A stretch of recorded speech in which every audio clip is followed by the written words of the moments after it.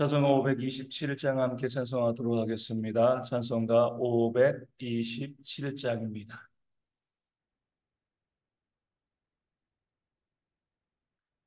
찬송가 527장 어서 돌아오 함께 찬송합니다. 어서 돌아오 어서 돌아마노 지은 죄가 무리 무섭고 크게요 좋지 못함당하고 못 받으시리요 우리 주의 넓은 가슴을 하늘보다 넓고 넓어 어서도 오 어서 돌아마노 우리 주 날마다 기다리신다오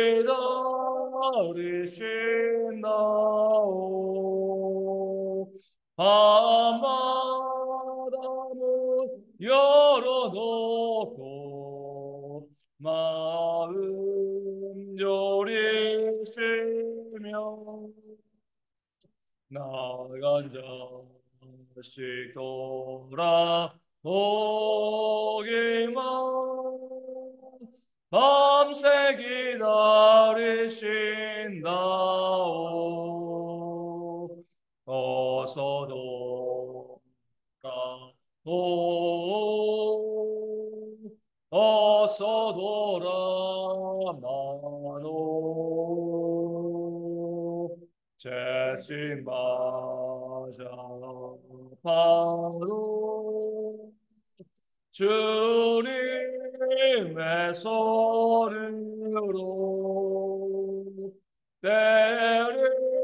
때리시고 어루만져 위로해 주시니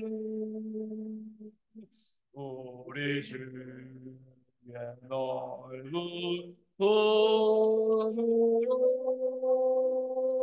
어서 돌아오소서.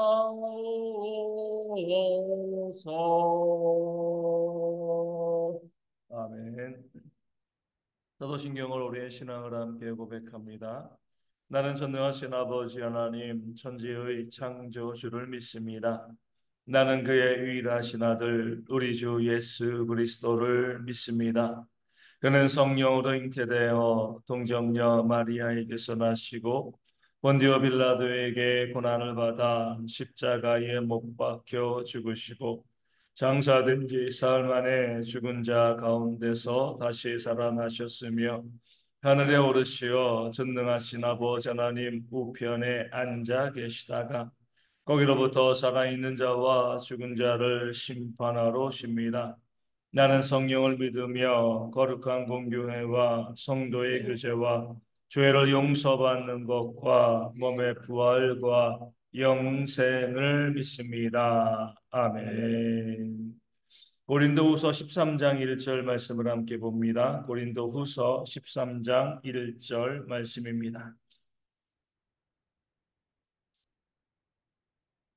고린도후서 13장 1절 제가 말씀을 읽어드리겠습니다. 내가 이제 세 번째 너희에게 가리니 두세 증인의 입으로 말마다 확정하리라. 아멘. 사도 바울은 고린도의 성도들에게 이제 분명하게 내가 세 번째 이제 너희에게 갈 것이다. 방문에 대해서 예정하고 있고 이 고지하고 있습니다. 그러면서 이 내가 이제 너희에게 가게 되어지면 오늘 말씀에 나와 있는 것처럼 두세 증인의 입으로 말마다 확정하겠다. 이렇게 말씀하고 있습니다. 무엇을 한다는 것일까요? 이 징계한다는 그런 이제 이 경고를 하고 있는 것입니다. 고린도 교회 안에서 계속 문제가 발생하고 있었습니다.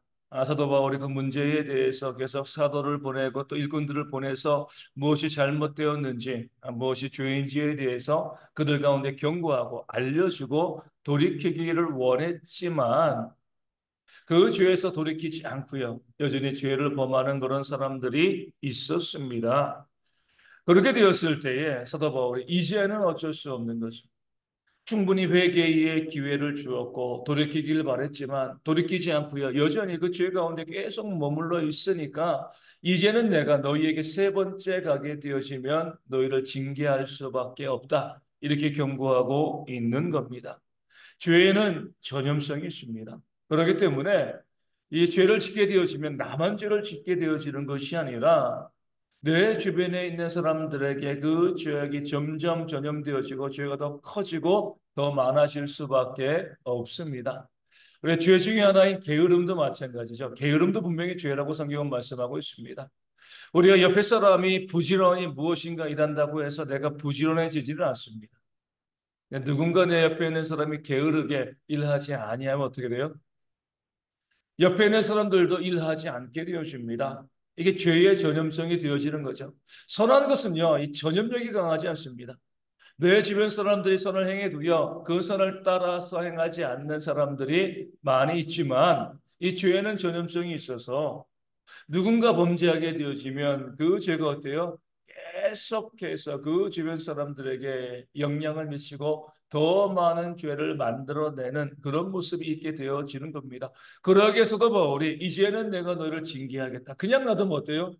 그들만 죄를 짓는 것이 아니라 회개하지 아니하고 죄에 머물러 있는 것이 아니라 그들로 인하여서 죄를 범하는 사람들로 인하여서 다른 성도들까지 죄에 오염되어질 것이기 때문에 그것을 막기 위해서라도 내가 세 번째 너희에게 가면 너희의 죄를 징계할 것이다. 이렇게 경고하고 있는 겁니다. 그러면서 이렇게 이야기하죠. 두세 증인의 입으로 말마다 확정하겠다라고 말씀하고 있습니다.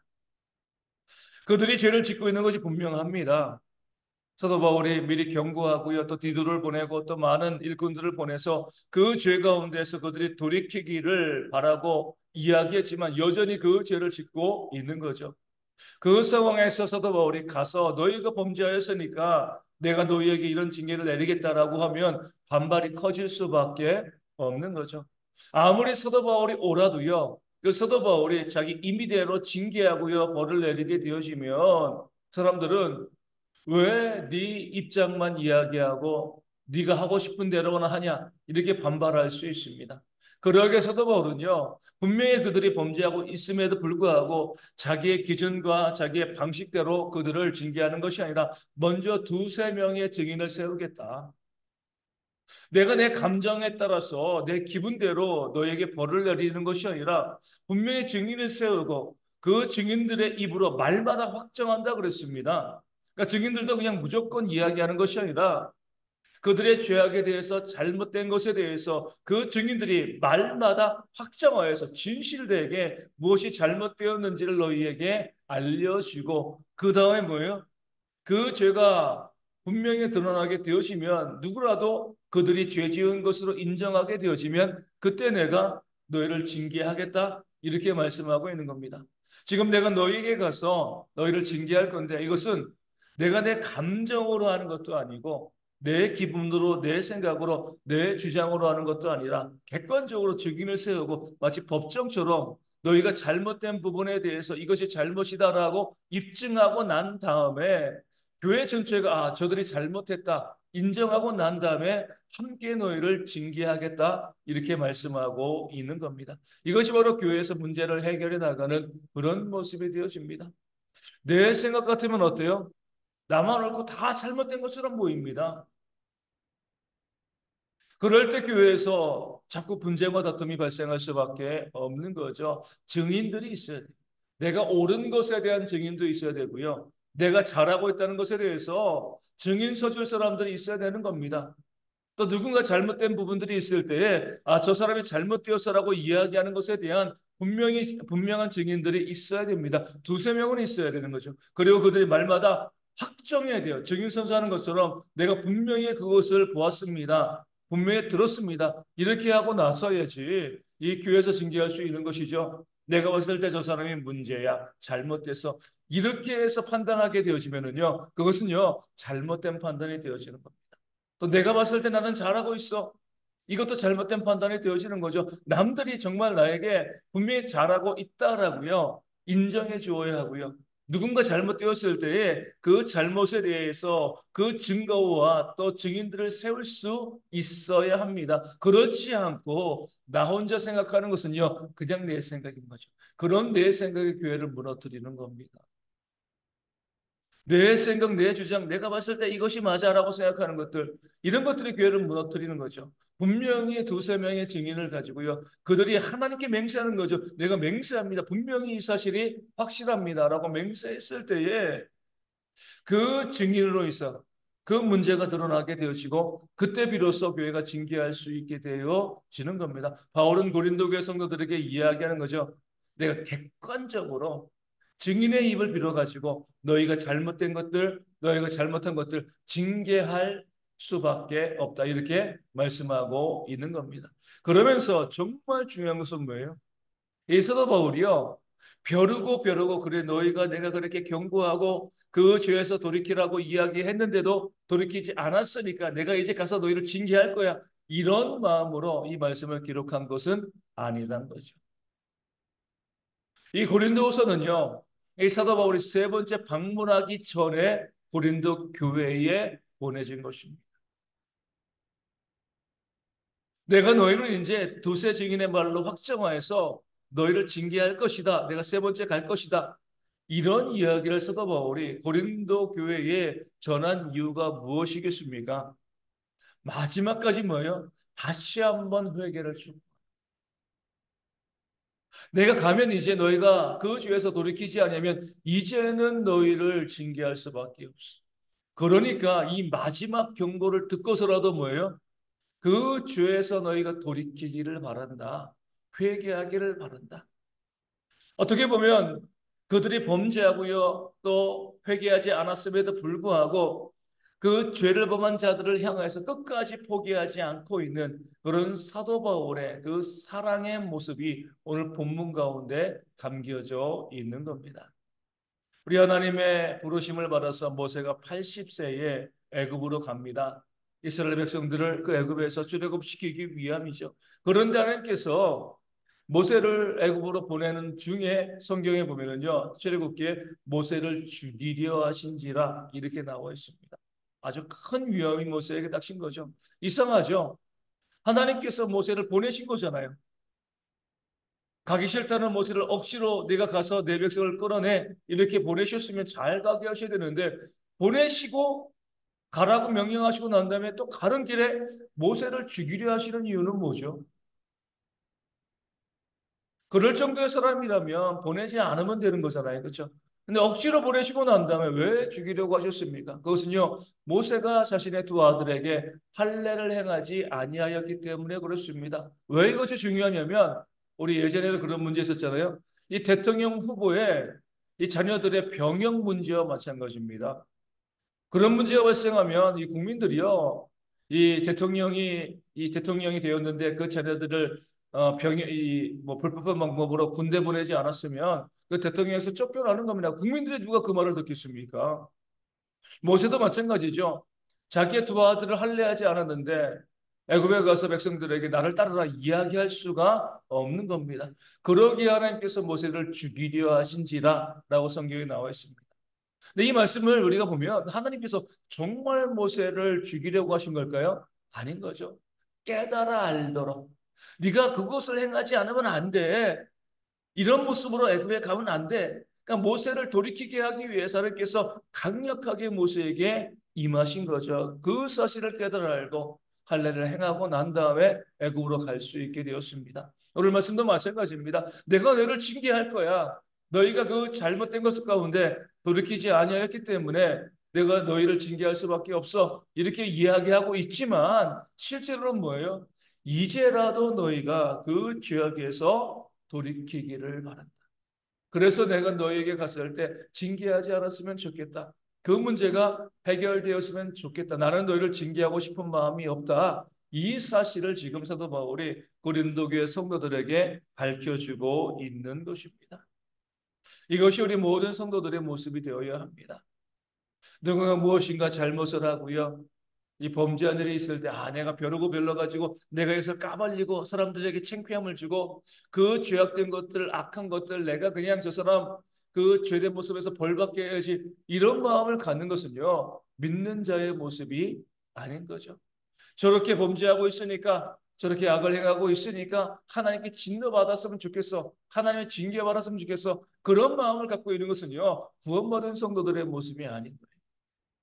아무리 악을 행하고 아무리 범죄를 행하고요, 그렇게 경고하고 했음에도 불구하고 돌이키지 않는 그런 악한 신명이를 할지라도 끝까지 그를 포기하지 아니하고 그를 위해서 눈물로 기도하고요, 그 죄 가운데 그가 돌아오기를 바라는 그런 사랑의 마음이 있을 때에, 이것이 정말 하나님 믿는 백성이고, 그럴 때 하나님의 크신 역사가 그 사람의 돌이킴을 통해서 또 내 삶의 은혜로 다가오게 되어질 줄로 믿습니다. 사랑은요, 끝까지 하는 거죠. 그렇죠? 포기하지 않는 겁니다. 우리 예수님께서 요한복음 13장 1절에 자기가 이 세상을 떠날 때가 이른 줄 알고 자기 사람들을 사랑하시되 끝까지 사랑하셨다, 이렇게 말씀하고 있습니다. 그것이 어떤 사랑이죠? 주님을 세 번이나 모른다고 부인한 그런 베드로를 내가 나를 사랑하느냐 물어보시고 다시 그를 사랑하신 그런 주님의 사랑인 거죠. 잘해서 사랑한 거 아니에요.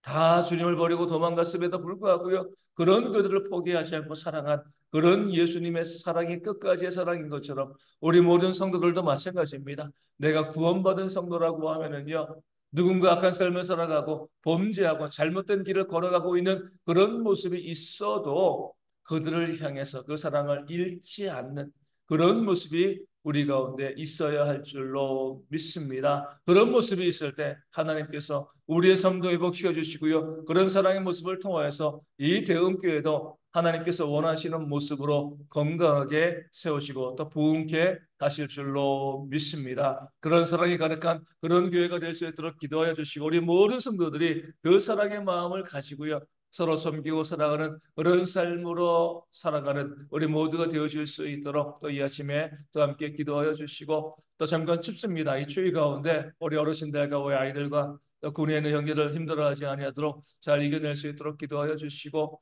그리고 우리 모든 성도들이 육신의 질병으로 또 힘들어할 때, 또 삶의 문제와 또 경제적인 어려움을 아파할 때 우리가 기도함을 통해서 그 모든 문제 가운데 회복되어지는 그런 역사가 있도록 또한 기도하여 주시고, 또 내일부터 우리 또 입학과 개학이 있습니다. 우리 자녀들, 손주들 그렇게 학교 들어가고 입학 개학할 때 그들의 미래의 길을 주님께서 열어주시기를 또한 위하여 기도하여 주시고, 오늘 주일입니다.